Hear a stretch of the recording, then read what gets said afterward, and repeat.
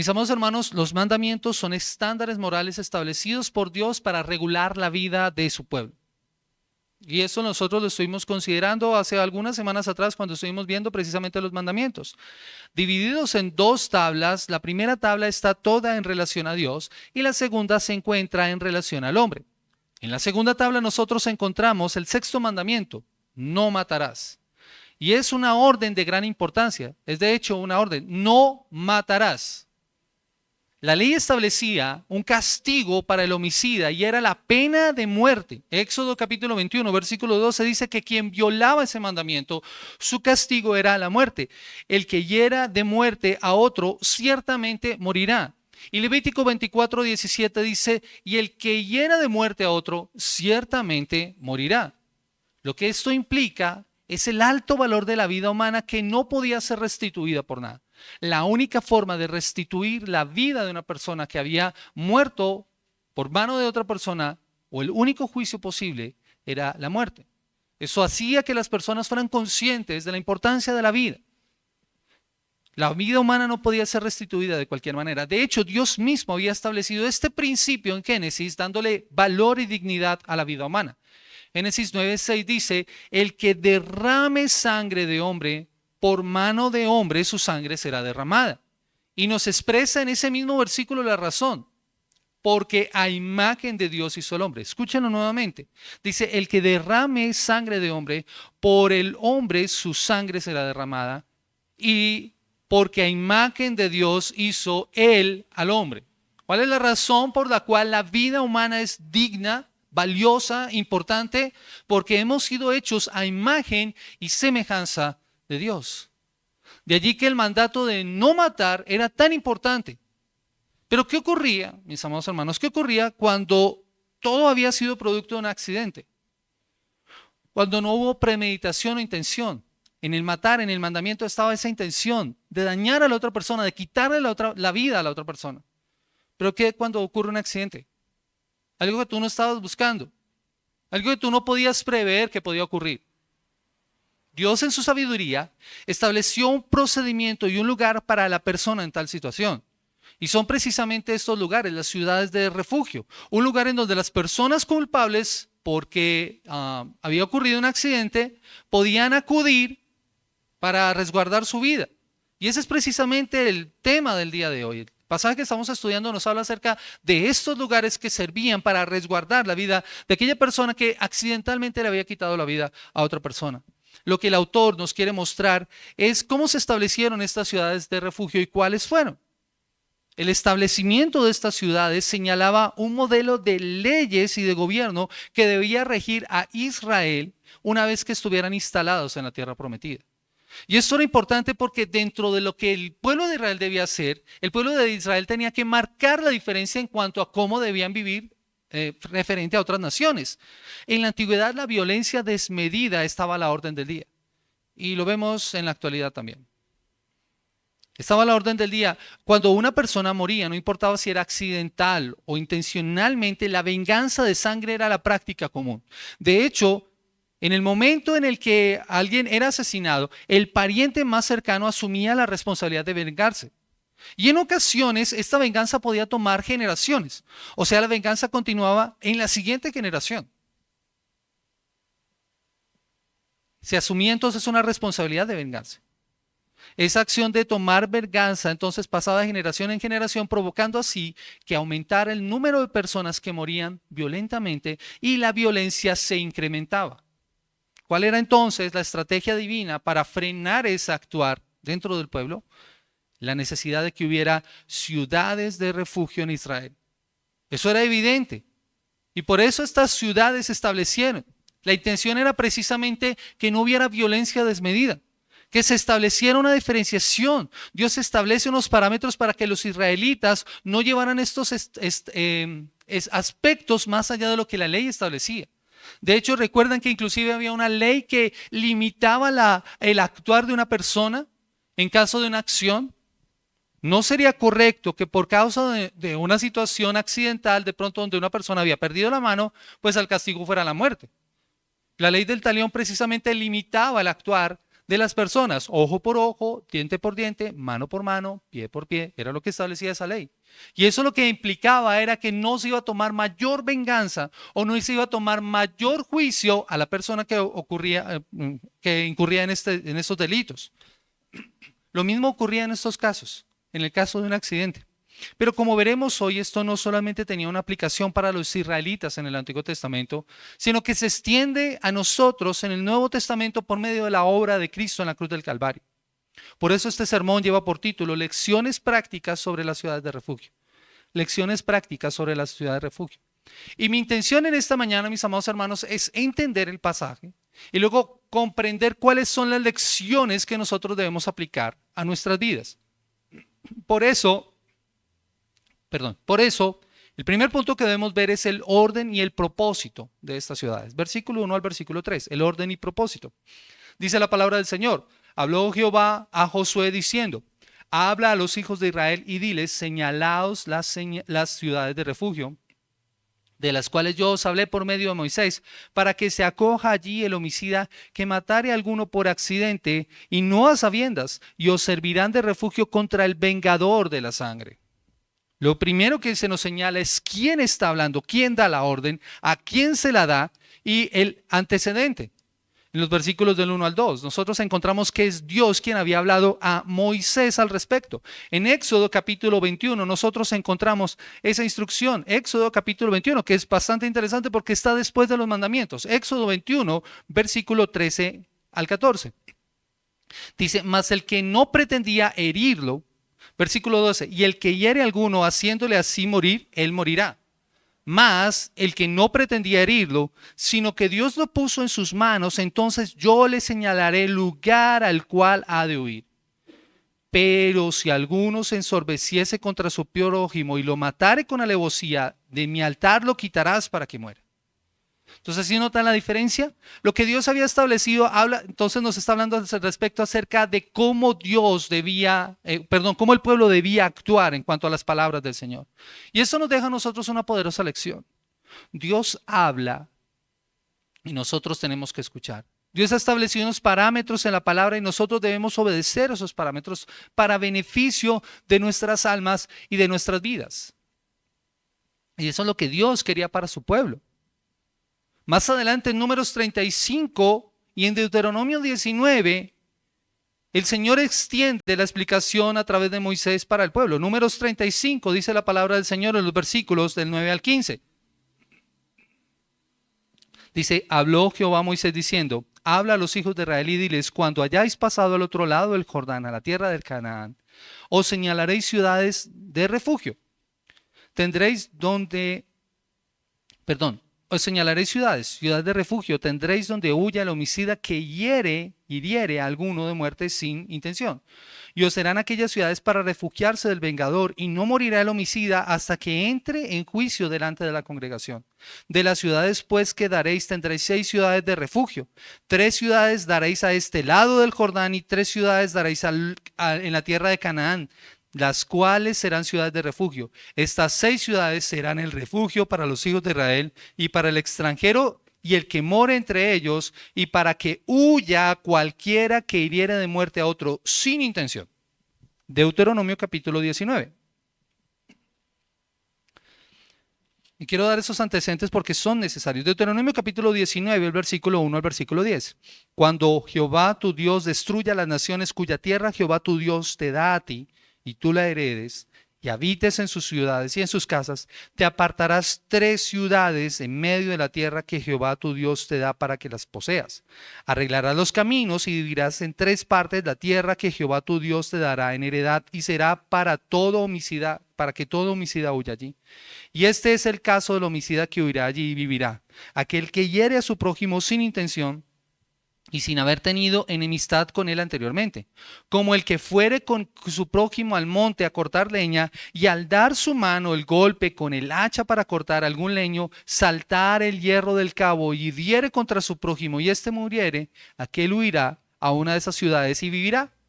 no sea que el vengador de la sangre enfurecido persiga al homicida y le alcance por ser largo el camino y y le hiera de muerte, no debiendo ser condenado a muerte por cuanto no tenía enemistad con su prójimo anteriormente.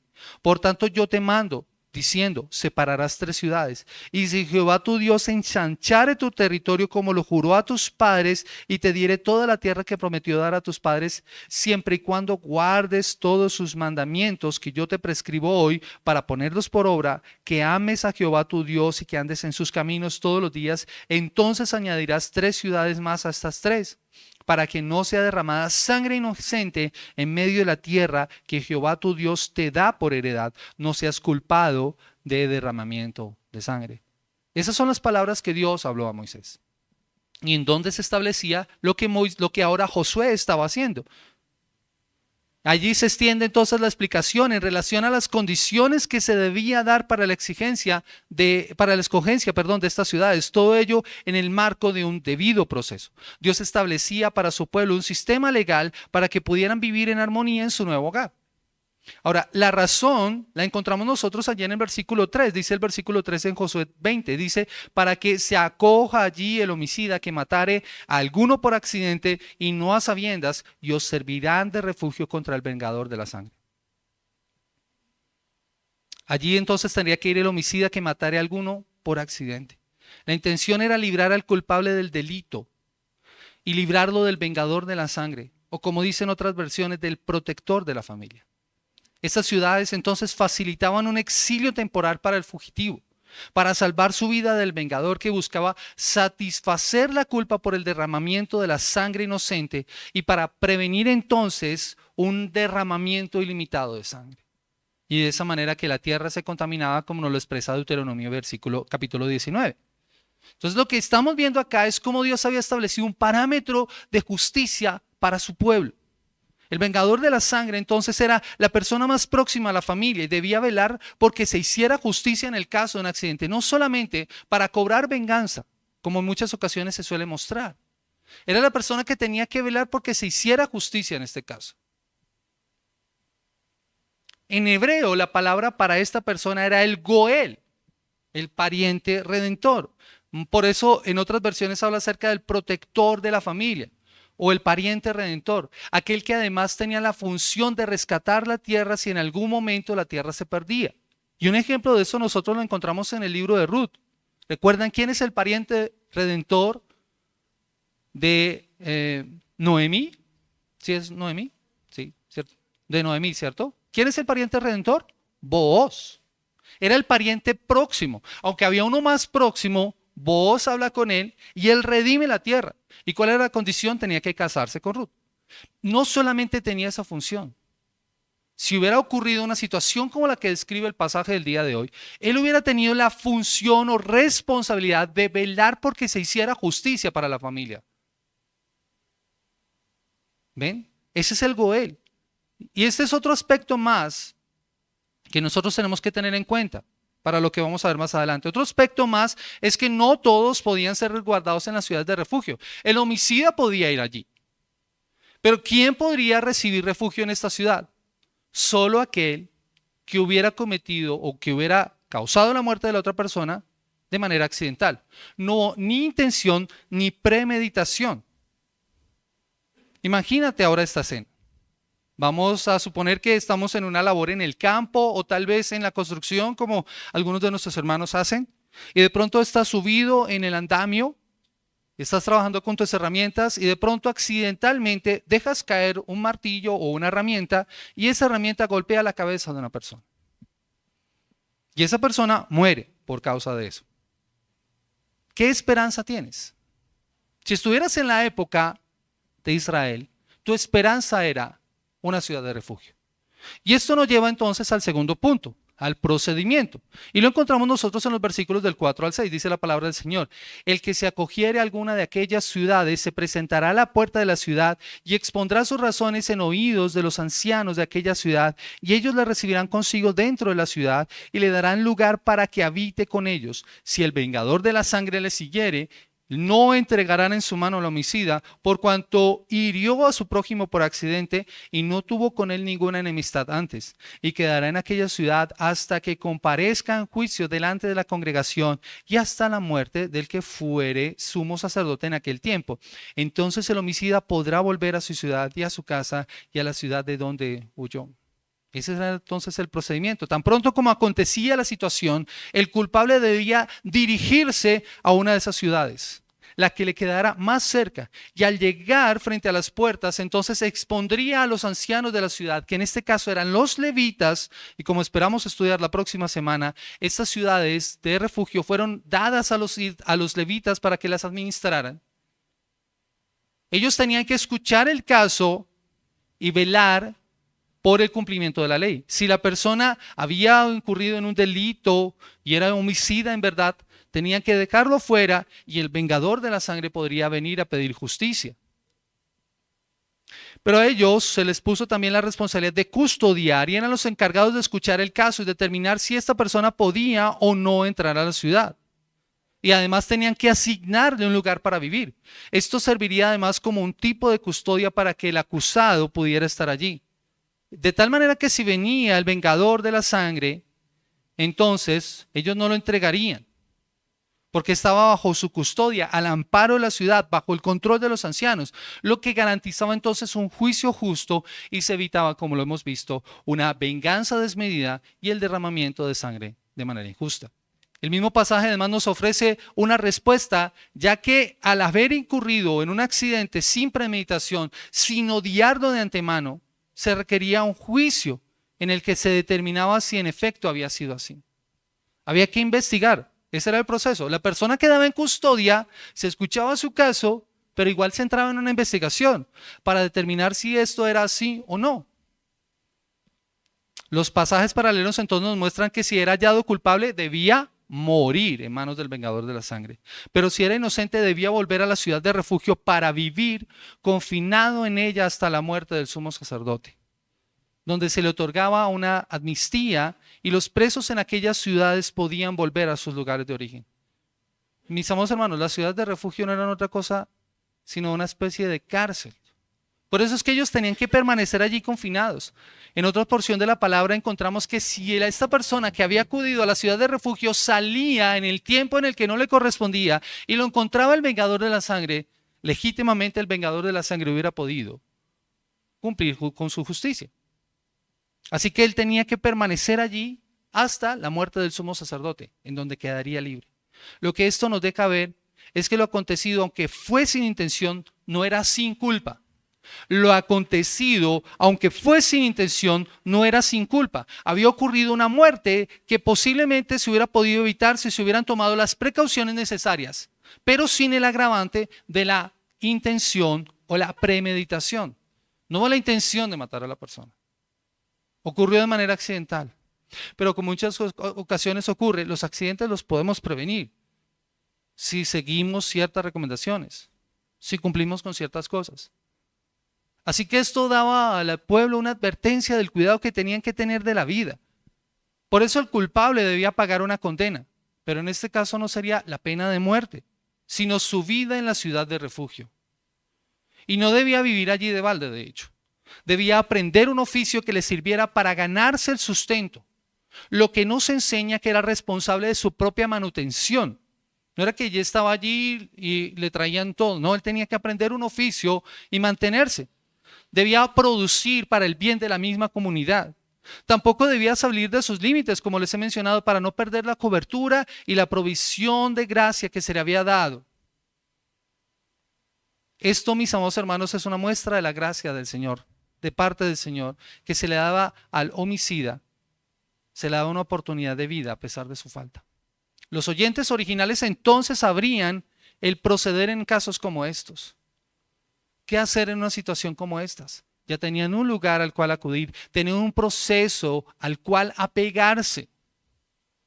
Y esto es dado a una persona, no sé, esto, en el caso de una persona en una situación similar, esta tendría un lugar donde refugiarse y en donde habitar confiado hasta su juicio. Además, si se determinaba que su actuar no había incurrido en falta, entonces tendría un lugar donde habitar. Allí estaría seguro, sería escuchado, tendría una oportunidad, había esperanza en medio de la crisis. Y era una promesa en medio de la angustia de una situación similar. Yo creo que esto era como puede pasar, mis amados hermanos. ¿Quién espera quitarle la vida a una persona sin intención? Imagínate la situación de una persona en estas circunstancias. Dios en su gracia le provee un recurso para que esté seguro. Y esta crisis impulsa a la persona hacia la ciudad de refugio. Mis amados hermanos, a veces en nuestras circunstancias, Dios usa la crisis para impulsarnos a buscar al Señor y buscar refugio en Él. Hay circunstancias, mis amados hermanos, que si no es por una crisis, tú no vas a buscar al Señor. Dios usa las crisis para llevarnos a Él. Los siguientes versos entonces nos señalan el cumplimiento de la orden y la conclusión del pasaje, que es precisamente nuestro tercer punto, versículo 7 al versículo 9. Entonces señalaron a Cedes en Galilea, en el monte de Neftalí, a Siquén en el monte de Efraín, a Kirián Arba, que es Hebrón, en el monte de Judá. Y al otro lado del Jordán, al oriente de Jericó, señalaron a Becer en el desierto, en la llanura de la tribu de Rubén, a Ramot de Galaad en la tribu de Gad, y a Golán en Basán de la tribu de Manasés. Estas fueron las ciudades señaladas por todos los hijos para todos los hijos de Israel y para el extranjero que morase entre ellos, para que se acogiesen a ellas cualquiera que hiriese a alguno por accidente, a fin de que no muriese por mano del vengador de la sangre, hasta que compareciese delante de la congregación. El cumplimiento a lo establecido, entonces se separaron 6 ciudades, 3 a un lado del Jordán y 3 al otro, todas ellas en montes. Es bastante interesante. Estas ciudades no estaban ubicadas de cualquier manera. Todas ellas estaban ubicadas en montes, lo que las hacía visibles para todos.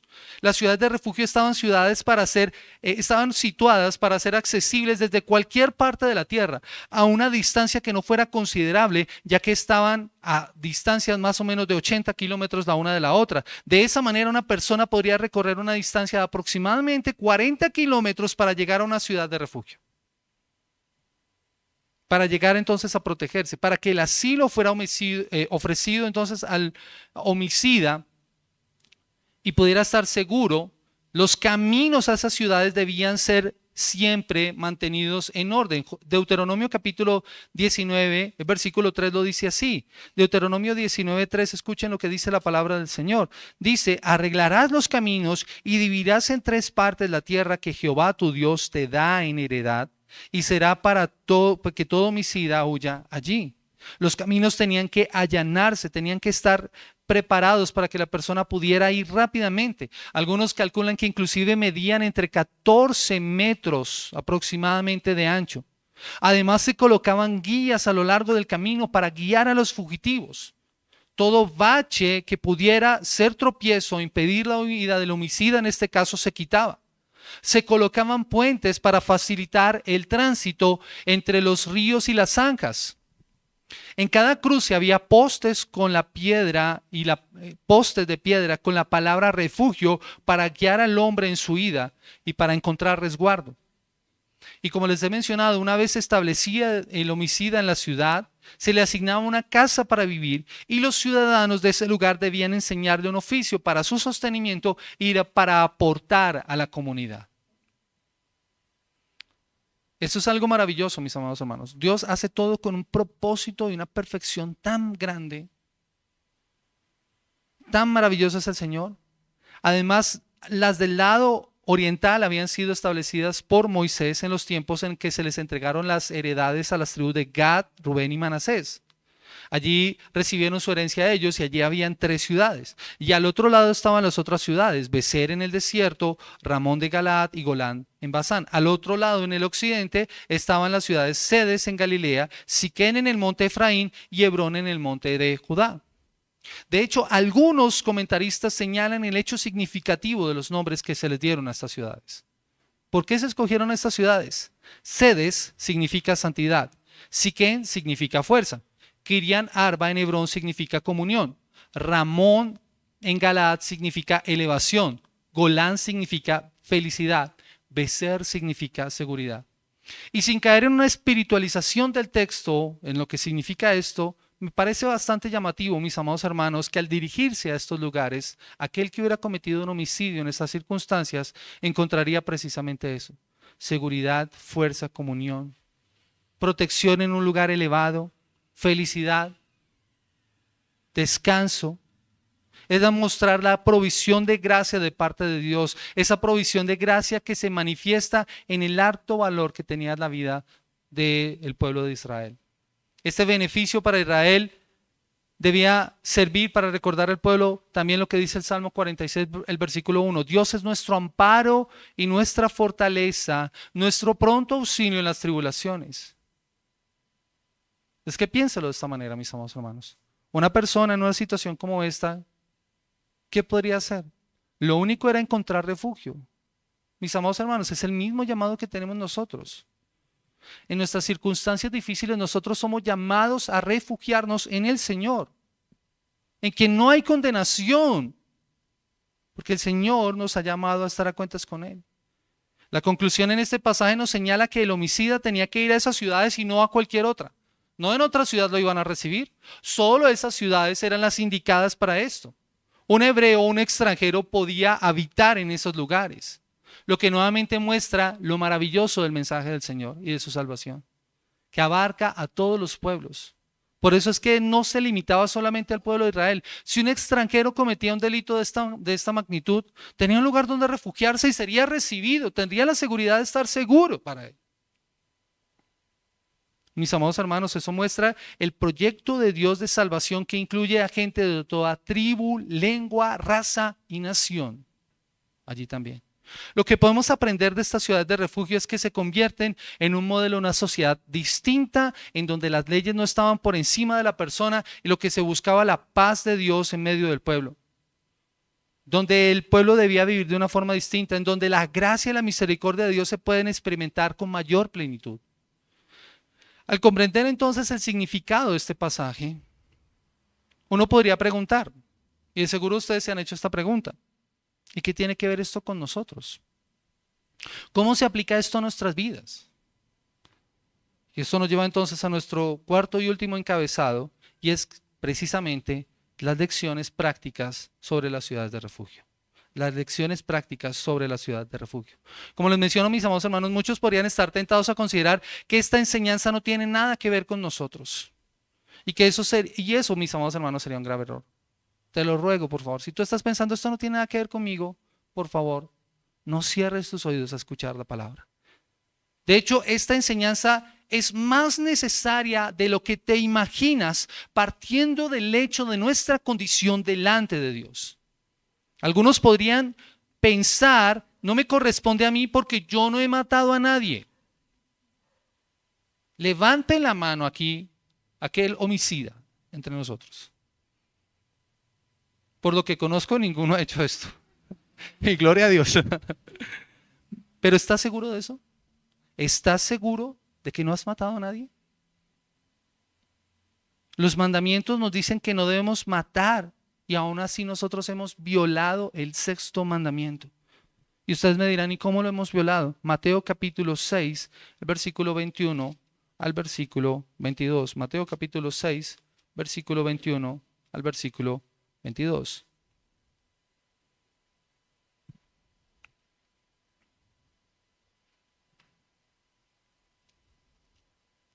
Perdón, Mateo capítulo 5. 21 y 22. Mateo 5, 21 y 22. Dice la palabra del Señor de la siguiente manera: oísteis que fue dicho a los antiguos: no matarás, y cualquiera que matare será culpable de juicio. Pero yo os digo que cualquiera que se enoje contra su hermano será culpable de juicio, y cualquiera que diga necio a su hermano será culpable ante el concilio, y cualquiera que le diga fatuo quedará expuesto al infierno de fuego.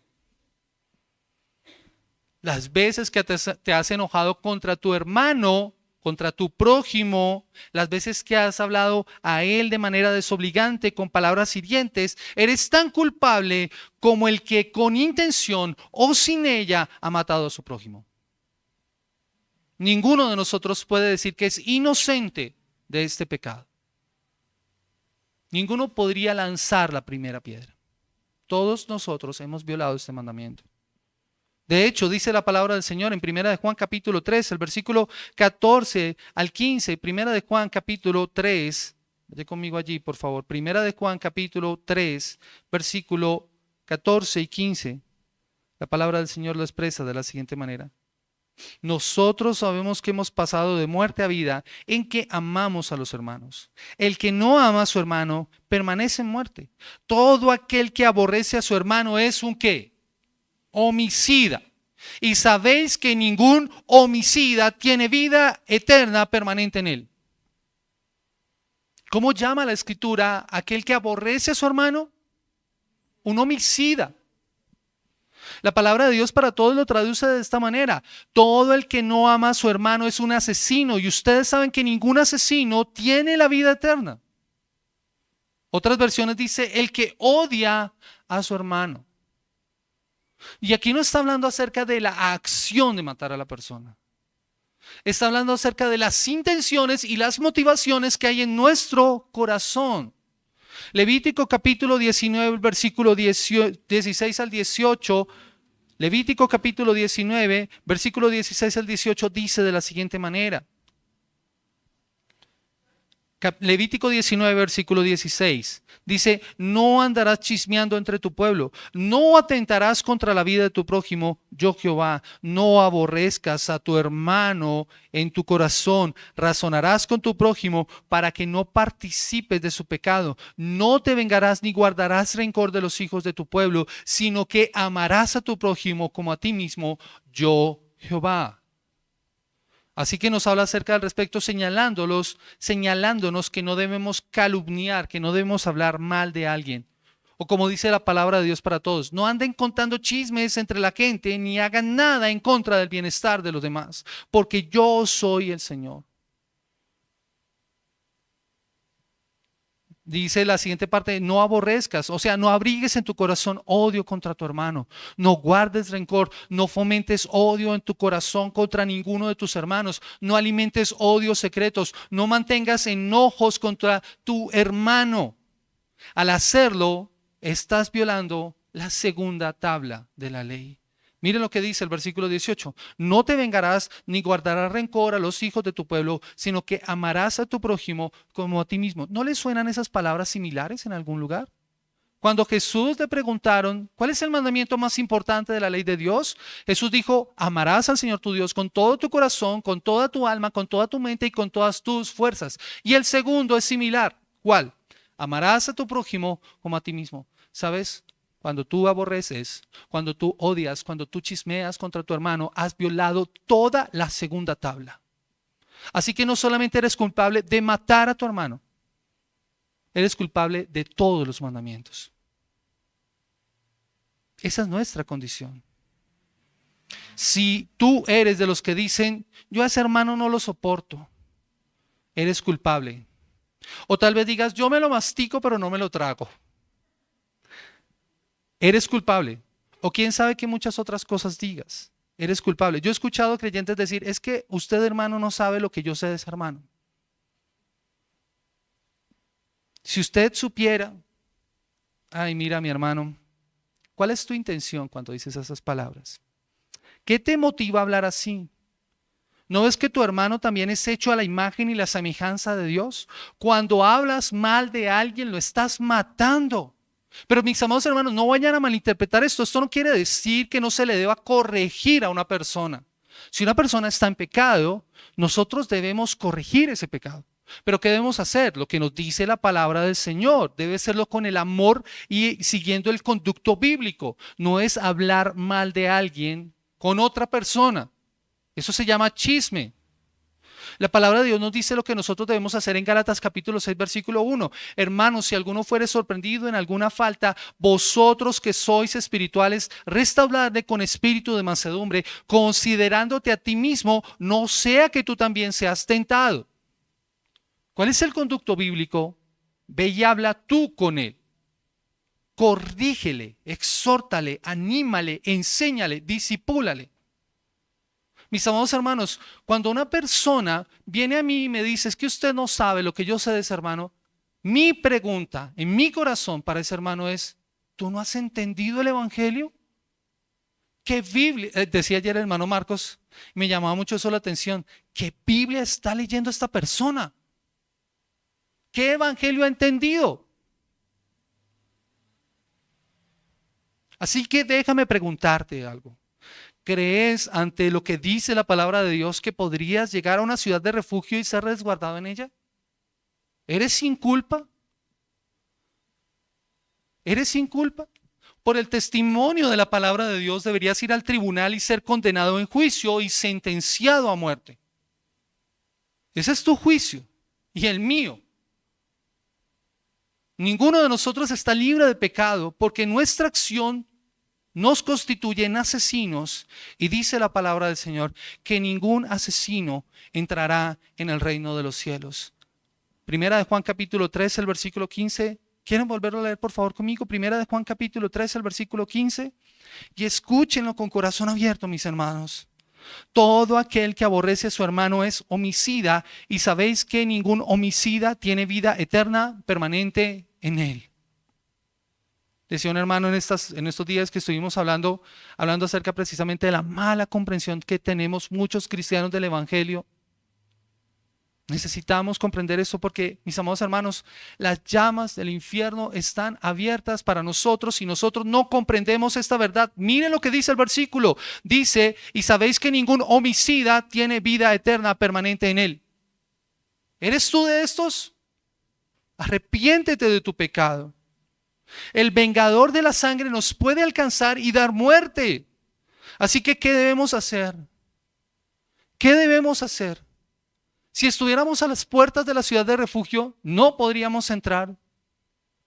Pero saben, mis amados hermanos, aquí es cuando el evangelio brilla con mayor esplendor. Jesús es el pariente redentor. Jesús es el Goel.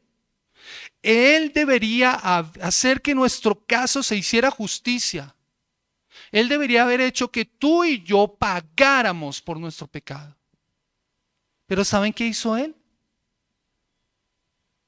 Él tomó nuestro lugar. Nosotros estábamos a la puerta de la ciudad y lo que nos esperaba era una terrible expectación de juicio, pero en lugar de ser ejecutados por nuestra falta, Él toma nuestro lugar y muere por nosotros.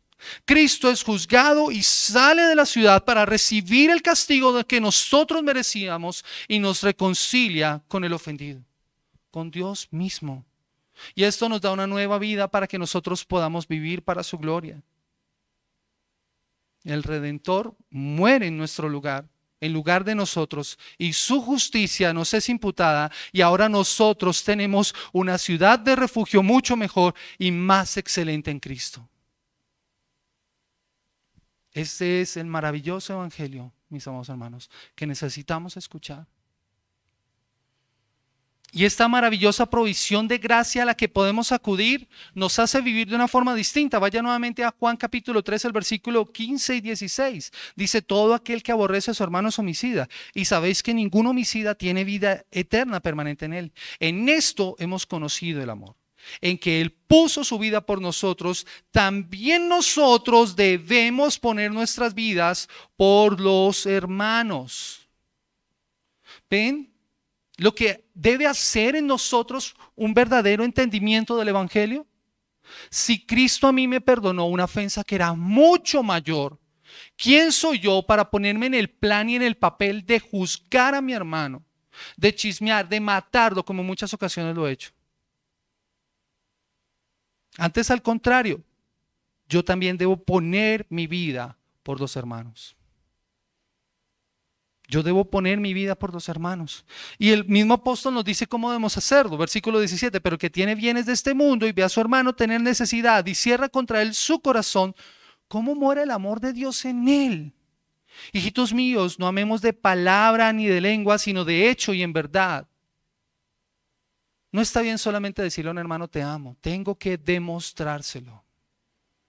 Y esto lo digo, mis amados hermanos, para nuestra comunidad, mis amados hermanos. ¿Cuánto necesitamos nosotros de esta verdad? No se imaginan cuánto.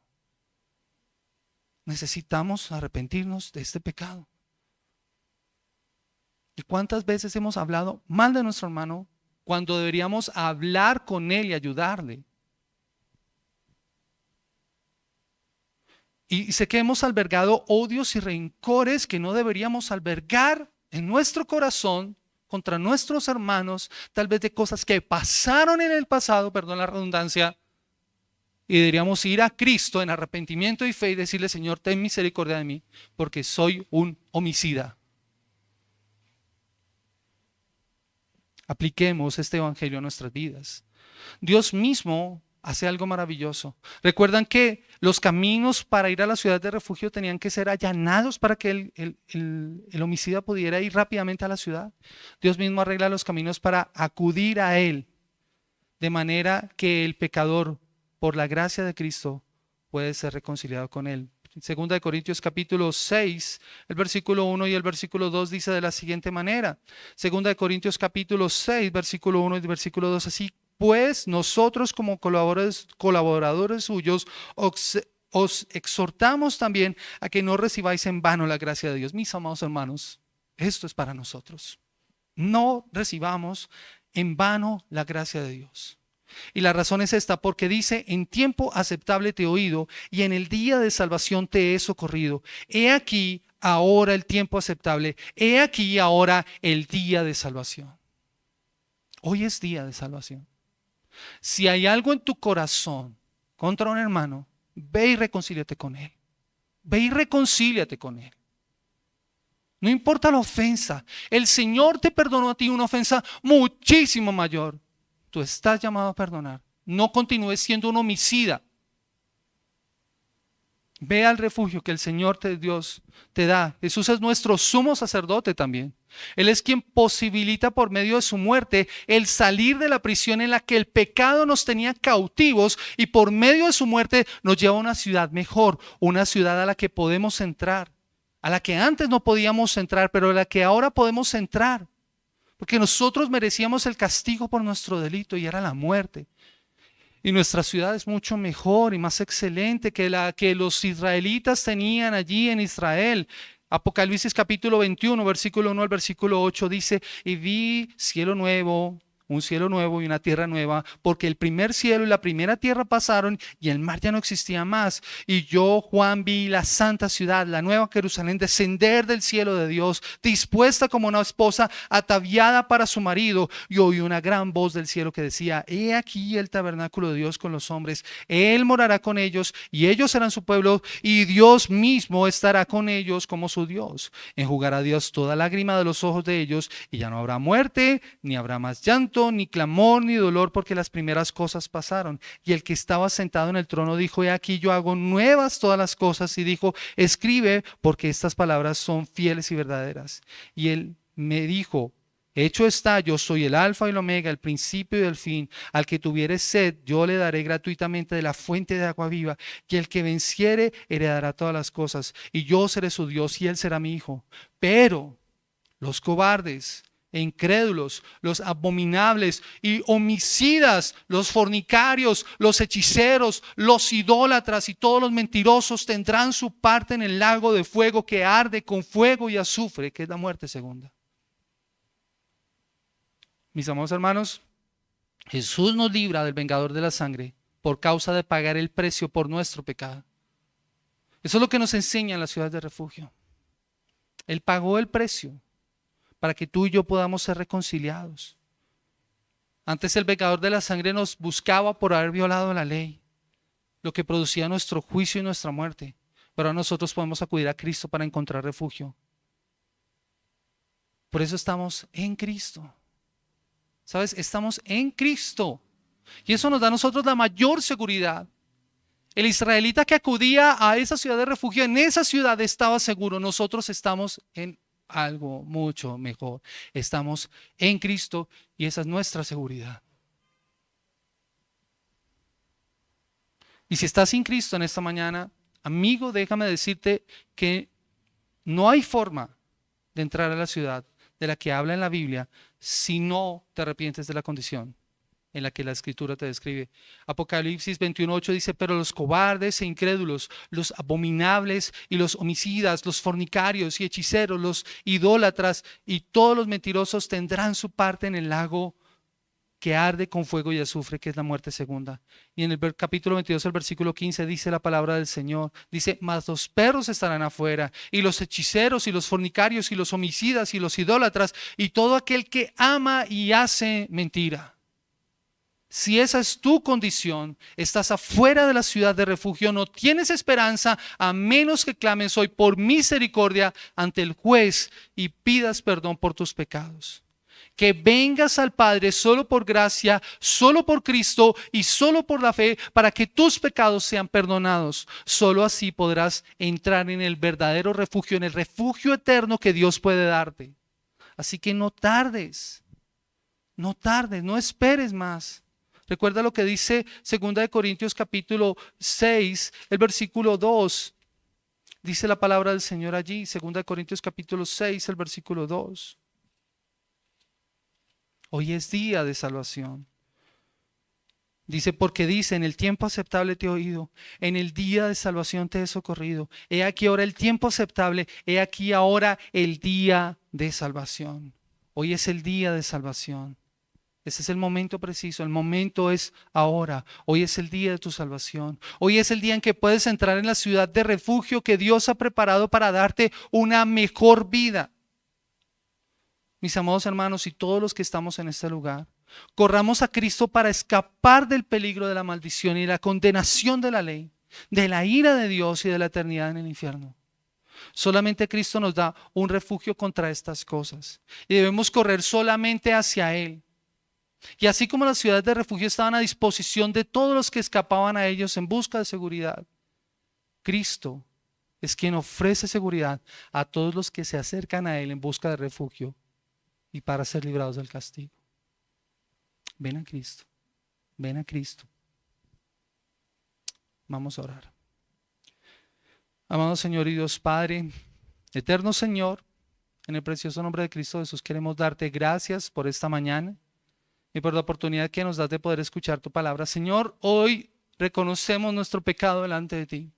Como iglesia, como pueblo tuyo, pedimos perdón, Señor, porque hemos sido homicidas.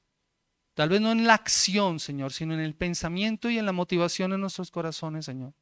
Porque hemos hecho lo que no corresponde, Padre. Perdónanos, Señor. Perdónanos si hemos actuado de manera equivocada, Señor. Y ayúdanos, Padre, a vivir de una forma correcta, Señor. Porque el homicida no tiene vida eterna contigo. El que no ama a su hermano, el que lo aborrece, Señor. Perdónanos, Señor, si no hemos hecho esto con nuestros hermanos. Tal vez hemos dejado del lado del amor. Tal vez no nos hemos preocupado los unos por los otros como deberíamos hacerlo. Perdónanos, Señor. Ten misericordia de nosotros y ayúdanos, Padre. Y cambia, Señor, nuestra manera de pensar para que cambie nuestra manera de vivir. Redargúyenos, Señor. Exhórtanos, Padre. Gracias, bendito Señor, por tu palabra expuesta en esta mañana. Que tu nombre y tu gloria sean proclamadas, Señor. Que Cristo brille en nuestras vidas y que el precioso evangelio de nuestro Salvador sea impactando nuestros corazones y nuestras vidas de tal manera en que vivamos para tu gloria y para tu honra. En el precioso nombre de Cristo Jesús. Amén.